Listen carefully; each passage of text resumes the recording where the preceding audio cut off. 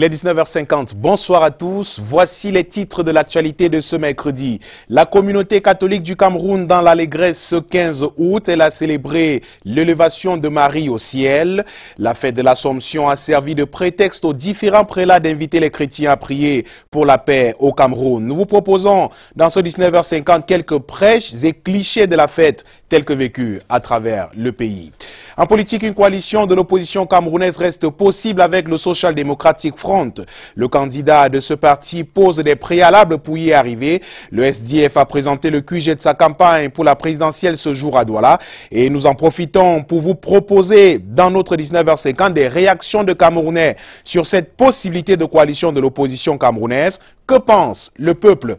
Parole justement à ce peuple à suivre vers la fin de cette édition. Voilà pour le sommaire.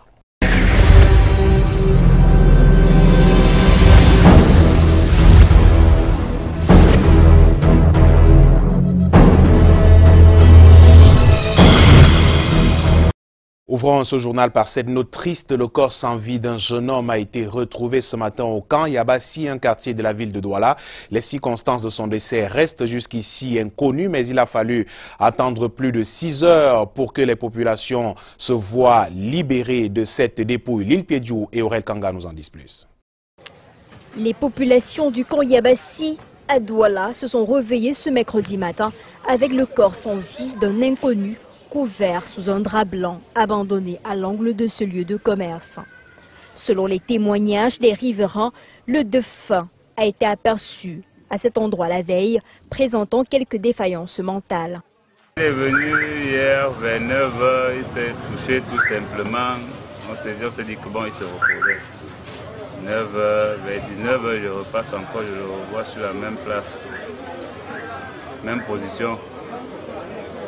Je l'ai même torché avec la torche. Je me suis dit que bon, peut-être il était déjà...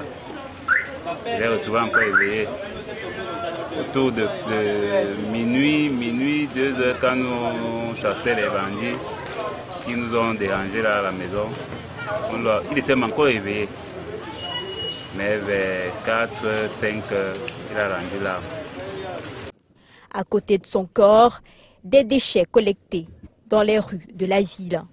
Il a fallu attendre plus de 7 heures pour voir le service d'hygiène débarrasser le quartier de la dépouille de ce dernier. Après les nombreuses plaintes des populations environnantes. Franchement, pour moi, je veux qu'on l'enlève immédiatement, puisque ça y a un état de corruption. Et les voyants se plaignent déjà, les mouches sortent et c'est plus possible pour nous. Pour l'instant, rien ne filtre sur les causes exactes du décès. Les éléments de la police annoncés sur les lieux très tôt le matin ont certainement ouvert une enquête. Une découverte de plus qui vient fragiliser le quotidien de cette population déjà en proie à de multiples agressions. À noter après vous, Lil Piedjou, que depuis quelque temps, le camp Yabassi, ce quartier de Douala, est en proie aux agressions, une insécurité grandissante et compte désormais sur les éléments du commissariat du 6e arrondissement pour renforcer leur sécurité. De choses belles et agréables à présent, l'Assomption qui fête la montée au ciel de la Vierge Marie. Les nombreux fidèles de la paroisse Sacré-Cœur de Douala ont répondu présents ce jour durant la célébration animée par Monseigneur Samuel Cléda, archevêque du diocèse de Douala. Les nombreux chrétiens ont eu à renouveler leur foi en Dieu et leur amour pour la Sainte Vierge Marie. Junior Ossan et Henri Tinda y étaient. Au cœur de l'église du collège Sacré-Cœur de Douala, les fidèles chrétiens catholiques honorent le rendez-vous festif dédié à la Sainte Vierge Marie, l'Assomption. C'est une fête d'espérance. Une personne, cette fille d'Israël, qui a vécu selon la volonté du Seigneur, qui a choisi, le Seigneur l'a choisi, elle a accepté de vivre selon la volonté du Seigneur, parce que pendant toute sa vie, elle a accepté, n'est-ce pas, de se soumettre totalement.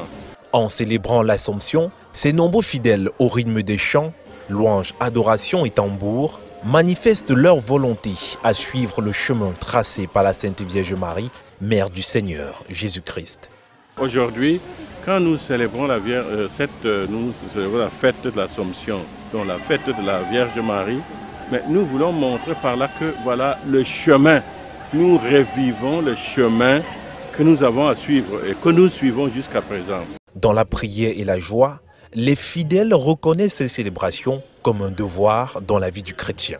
Parce qu'elle a été choisie par tant de femmes.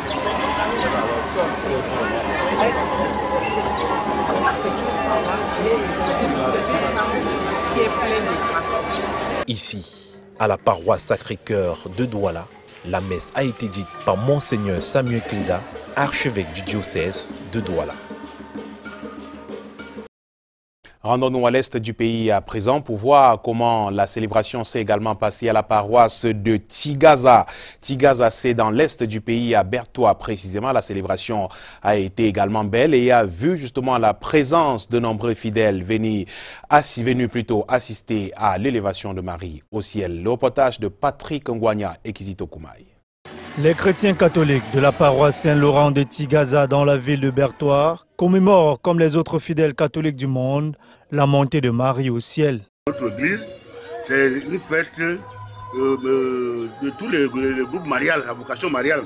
Et voilà les dames apostoliques, le Sacré-Cœur, les femmes catholiques, tout ça compose. L'église était remplie et colorée avec les effigies de Marie. Nous avons une maman et nous sommes bien situés quelque part. Nous voyons notre maman arriver. Allons-nous la jeter dehors?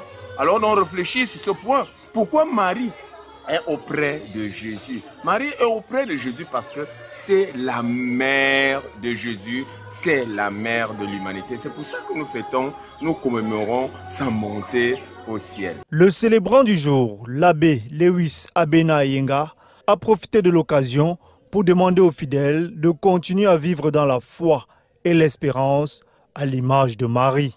Voilà pourquoi on a, dans la première lecture, on a lu le livre de l'Apocalypse qui est le livre de ceux qui combattent, c'est le livre de ceux qui luttent, c'est le livre de ceux qui veulent mener un combat spirituel.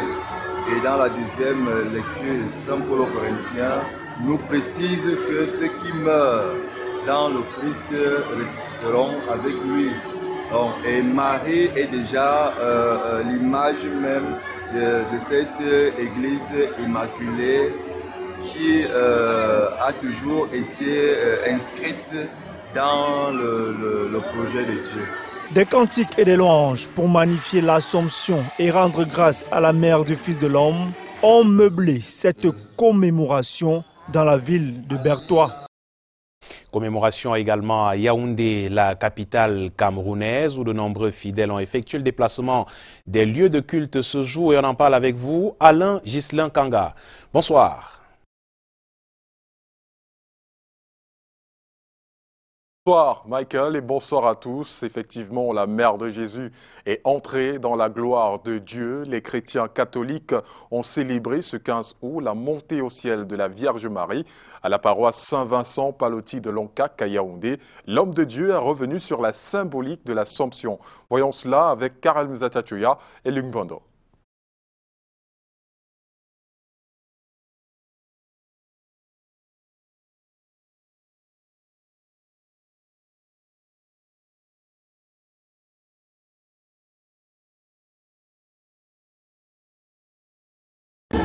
L'Église catholique célèbre ce 15 août la solennité de l'Assomption de la Vierge Marie. Le mystère de l'incarnation se poursuit en la mère de l'humanité.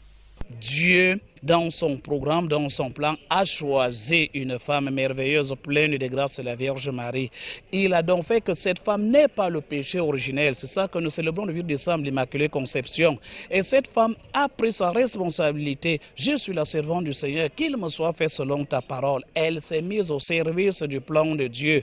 Et elle a accepté d'être une mère qui a été à toutes les épreuves jusqu'au pied de la croix. Et lorsque ce fils, qui a été jusqu'à la croix et qui a été jusqu'à la résurrection, rentre dans la maison du Père, il se souvient de sa mère. Alors, l'Église a réfléchi que ce corps, justement, comme le Christ, et c'est le texte que nous avons suivi aujourd'hui, est peut-être le premier d'entre les morts, le premier à ressusciter les autres membres. Et Marie, la première, a aussi cette grâce-là de pouvoir entrer dans la félicité, dans l'éternité de Dieu avec son corps et son âme. C'est donc la Vierge Marie qui se retrouve au ciel en son corps et dans son âme qui est célébrée aujourd'hui. Une fête qui permet en outre aux fidèles chrétiens de vivre dans l'espérance.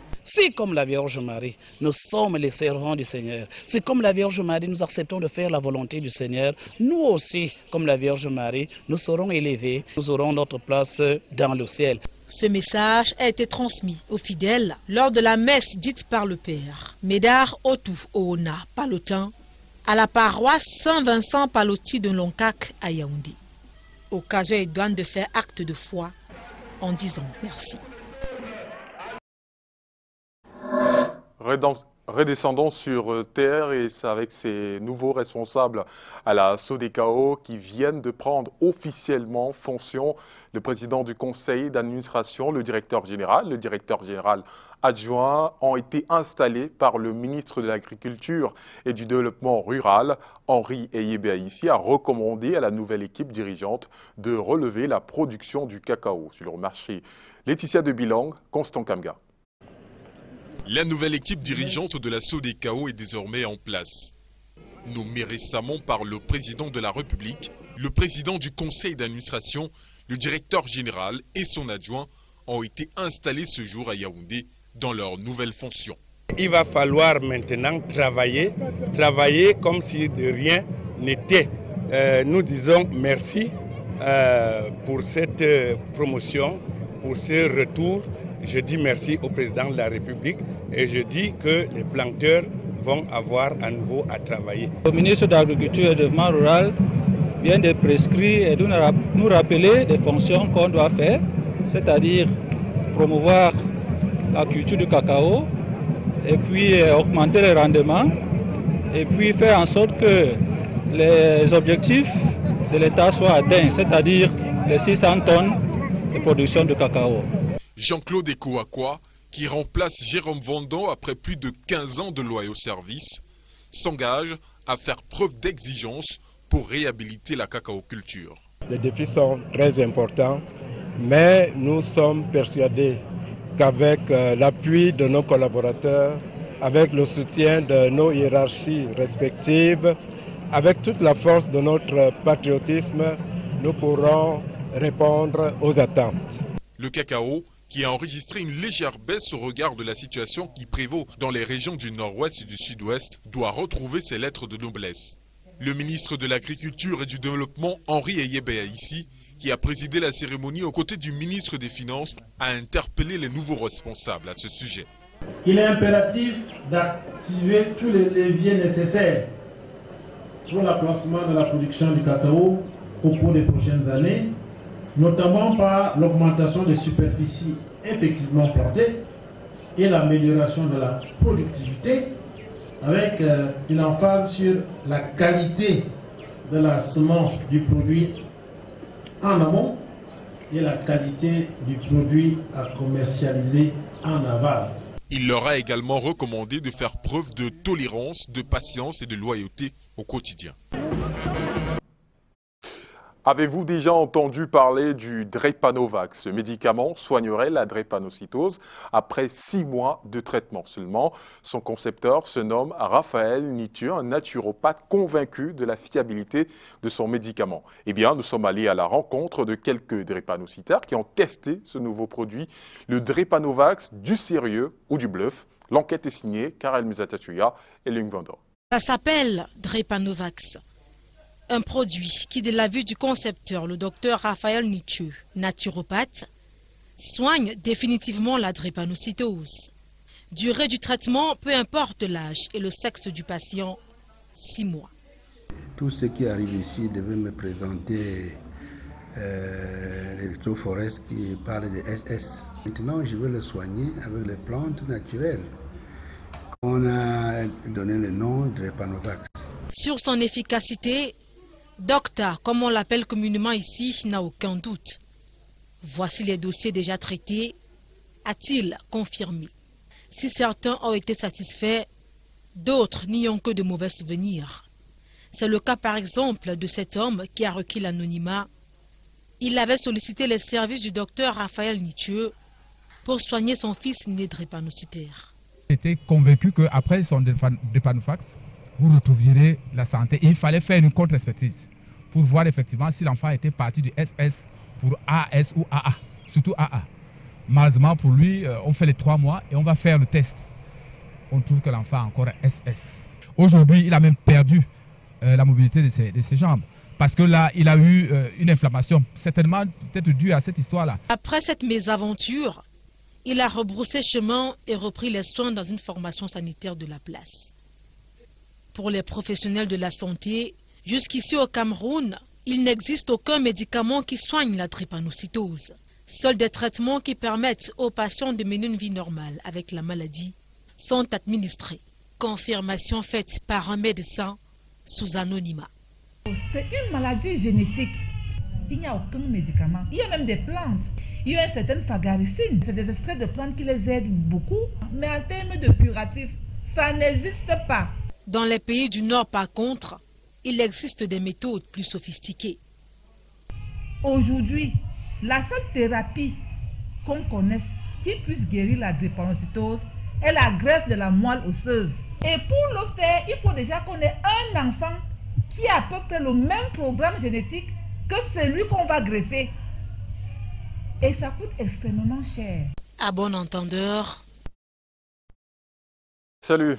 En culture, la communauté Mvok Belinga célèbre sa culture. C'était à l'occasion du 7e congrès ordinaire de leur association, une plateforme qui vise à promouvoir et à conserver la culture de leur peuple. Les détails avec Delphine Fonkoutene et Serge Alazébou. Célébrer l'autorité traditionnelle, une identité culturelle des Mvok Belinga.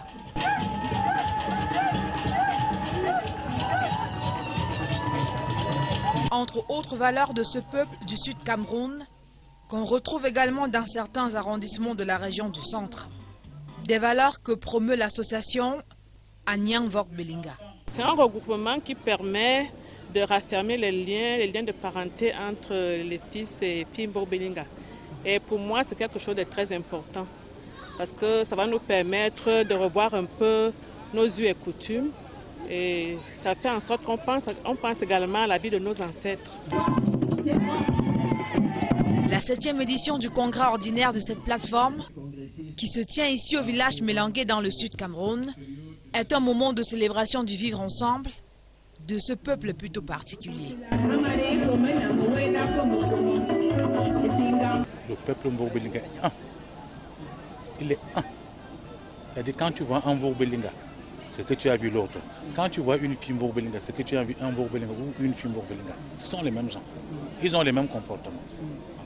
Identité Mvok Belinga dans le multiculturalisme du Cameroun, thème de cette édition 2018, présidée par le gouverneur de la région du Sud. Ces identités de terroir ne sont pas en contradiction avec la grande identité camerounaise.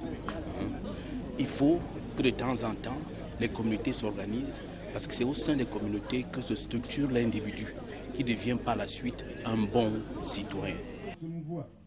Ce 7e congrès des Mvok Belinga est marqué en outre par une messe dite par l'évêque auxiliaire de Mbalmayo. Monseigneur Adalben Zana saisit l'occasion pour signaler aux filles et fils Mvok Belinga que la plus grande richesse de la vie, c'est l'homme et toutes ses valeurs.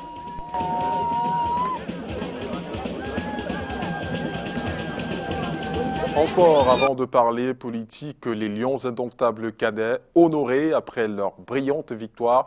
La Coupe de l'UNIFAC en Guinée équatoriale, les bébés Lions ont été reçus ce jour à Yaoundé par le ministre des Sports et de l'Éducation physique qui a tenu à les féliciter.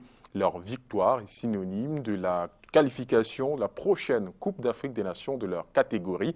Je vous propose d'écouter le ministre des Sports et de l'Éducation physique, Bidoum Pat, et le défenseur central des Lions indomptables cadets au micro de Francis Kepnan. Nous sommes champions d'Afrique centrale, ce n'est pas donné à n'importe qui. Notre objectif, c'est de remporter la CAN et d'être se qualifié pour la Coupe du Monde. La dernière fois, nous avons gagné au Cameroun. Je pense qu'ils n'ont pas été reçus. Je pense que là, c'est quelque chose de fabuleux. Donc, je pense que c'est une source de motivation pour la suite. Un bilan positif, surtout qu'on a fait un parcours sans faute. Les enfants étaient super motivés. C'est vrai qu'on a eu une courte préparation, mais j'espère que cette fois-ci, on nous donnera le temps et les moyens nécessaires de pouvoir suivre, de pouvoir se préparer pour la Tanzanie 2019. Vous avez survolé la compétition en domptant tous vos adversaires, ce qui réaffirme la suprématie de notre pays en matière de football en Afrique centrale. Par cette éclatante victoire, le Cameroun est en droit de fonder de grands espoirs en vous pour la construction de la relève sportive.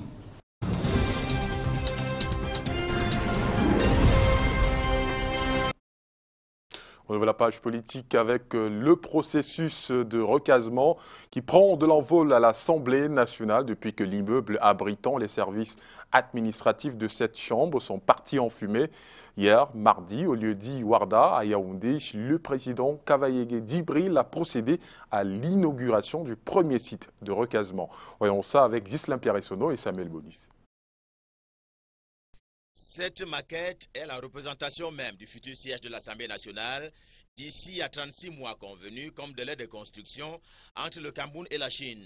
La Chine qui construit et qui va équiper à hauteur de 60 milliards de francs CFA au titre d'un don sans contrepartie au Cameroun. En être autrement, car cette initiative du chef de l'État s'inscrit dans sa volonté maintes fois affirmée et jamais démentie de moderniser les institutions de la République. L'immeuble naîtra des centres du précédent qui vola en fumée suite à un incendie en 2017. Ce qui sera protégé à cet endroit, c'est l'hémicycle qui doit être intégré d'abord dans le projet et qui deviendra le musée parlementaire. Pour l'un, le site d'Ngwaïkele subit un nettoyage qui ne laisse en vie que l'hémicycle. Il y avait donc une équation à résoudre, à savoir loger les services administratifs de la Chambre basse du Parlement. Au rang des 3 sites retenus pour cela, il y a Warda, soit un complexe flambant neuf, inauguré en 14 août 2018. Au niveau de Lac, construit le deuxième site de recasement pour une vingtaine de bureaux. Et sur le site qui abrite actuellement les services du groupe d'escadron de la gendarmerie, ce sera le gros du lot. Les personnels ont été invités à en jouir en bon père de famille. Une autre façon de dire à la Chine, Cheche, c'est-à-dire merci. Coalition, le mot est très répandu dans l'univers politique ces dernières semaines. Y aura-t-il réellement une possibilité de candidature unique de l'opposition face à Paul Biya? Plusieurs Camerounais sans appartenance politique rencontrés à Yaoundé semblent sceptiques vers les intérêts subjectifs des candidats. C'est ce que nous présente ce reportage réalisé par Brand Kamga et Michel Foucault. Certains candidats de l'opposition dévoileront dans quelques jours la liste de leur coalition pour une tête de file à la présidentielle. Petit sondage auprès des Camerounais confondus avec une question, la coalition est-elle possible? C'est pas possible. Vous savez que tout le monde va de son côté. Vous voyez, quand il y a beaucoup de cas, ils auraient pu faire un candidat unique, mais tout le monde va de son côté. C'est pas possible. Je ne crois pas à ça vraiment. Ça serait vraiment une surprise. La suite de ce journal, toutes nos excuses pour cette rupture brusque avec le Social Democratic Front qui reste ouvert à une idée de coalition avec d'autres formations politiques de l'opposition camerounaise pour l'élection du 7 octobre prochain. Seulement, Joshua, aussi le candidat de ce parti politique pour la présidentielle, pose des préalables à la réalisation de ce projet. Le parti de la Balance a présenté son QG de campagne ce mercredi à Douala. Patrick Ngwanya et Stéphane Binak y étaient.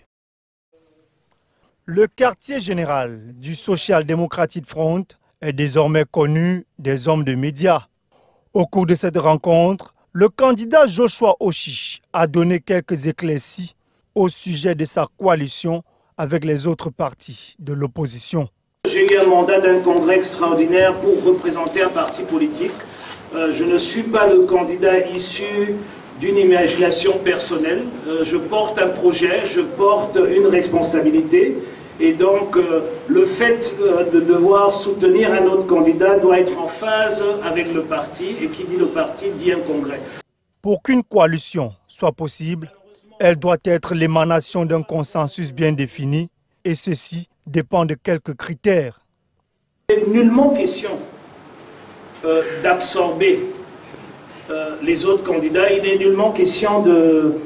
de pousser les autres candidats dans un coin, mais plutôt de coaliser, c'est-à-dire, si on est deux, d'aller en tandem vers cette victoire-là. Le candidat à la présidentielle d'octobre prochain, a également précisé sa volonté de former des scrutateurs et d'enregistrer des bénévoles pour l'échéance à venir. Recruter des bénévoles et déployer ces bénévoles sur le terrain pour aider les militants et les adhérents du parti dans l'action de campagne. Nous sommes assez heureux aujourd'hui que nous avons pu recruter à ce jour près de 30 000 bénévoles sur toute l'étendue du territoire. Nous avons à peu près 25 000 bureaux de vote et nous pensons aujourd'hui déjà d'avoir un total à peu près de 48 000 scrutateurs prêts. Et nous sommes en train de travailler pour pouvoir doubler le nombre de scrutateurs pour chaque bureau de vote. Donc nous sommes assez confiants sur cet exercice-là. En politique, toujours le réseau des défenseurs des droits humains en Afrique centrale exige des excuses publiques du gouvernement camerounais après l'interpellation des personnels militaires suite à la diffusion de la vidéo des massacres des femmes et enfants dans la région de l'extrême nord Cameroun. Le REDAC demande également que les corps soient remis aux familles pour inhumation. Adjama Ramou et Martin Luther Ndjemo ont rencontré les membres du réseau des défenseurs des droits humains en Afrique centrale. Le réseau des défenseurs des droits humains en Afrique centrale, dans une nouvelle sortie au sujet de la vidéo mettant en scène des exactions perpétrées par des hommes armés contre des femmes et des enfants. Après enquête du gouvernement, 7 personnels militaires sont mis aux arrêts.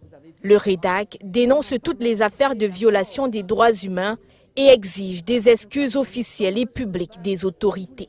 C'est l'occasion pour nous d'exiger du gouvernement que lumière soit faite sur diverses autres dénonciations, car ce n'est pas la première ni la dernière, et vous le savez, une autre deuxième vidéo circule et d'autres vont circuler, antérieures, que nous avons portées à l'opinion sans suite. Le REDAC exige également du gouvernement des excuses écrites et publiques pour la diffamation dont avons été victimes une fois de plus de la part du porte-parole du colonel en charge de la division de la communication du ministère de la Défense pour les accusations infondées et les menaces proférées sur notre organisation et sur nos personnes. Par la voix de sa directrice exécutive, le REDAC exige que des informations soient données au sujet des corps des personnes assassinées. Nous attendons que le gouvernement précise où se trouvent les tombes sommaires ou la fosse commune où les corps ont été jetés. Que ces corps soient remis à leurs familles afin d'être enfin inhumés dignement et que les familles puissent organiser le deuil. Que ces familles également aient des indemnités, même s'il est évident que la vie humaine n'a pas de prix. En attendant la réaction du gouvernement camerounais, le REDAC continue de militer pour la défense et la promotion des droits humains.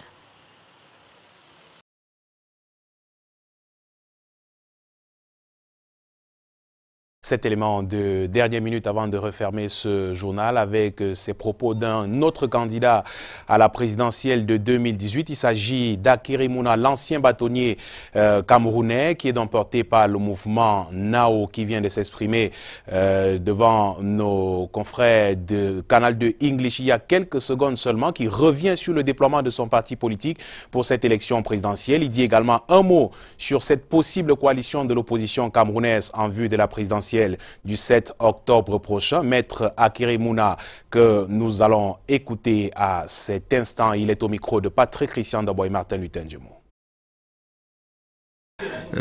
Tandis que l'attitude des partis politiques qui sont sur la plateforme, c'est un peu lourd parce qu'ils ont une machine administrative et tout. Mais je pense qu'on est en train de synchroniser tout ça. Donc je suis satisfait du déploiement et je pense qu'on sera prêt.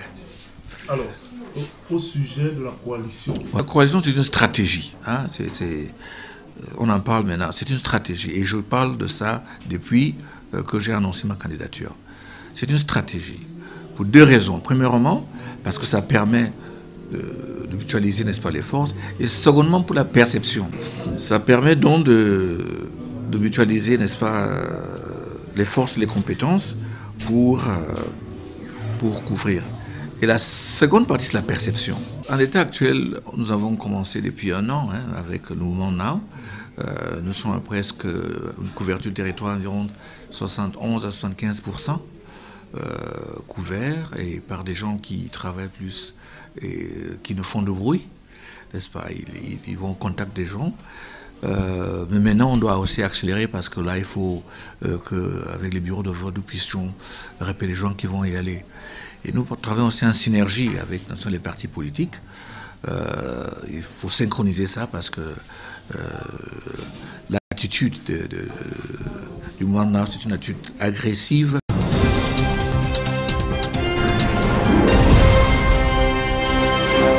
Voilà qui fait l'essentiel de l'actualité ce soir au Cameroun. Merci d'avoir suivi. Je vous souhaite passer une belle soirée sur nos antennes. À demain, 19h50. Bonsoir.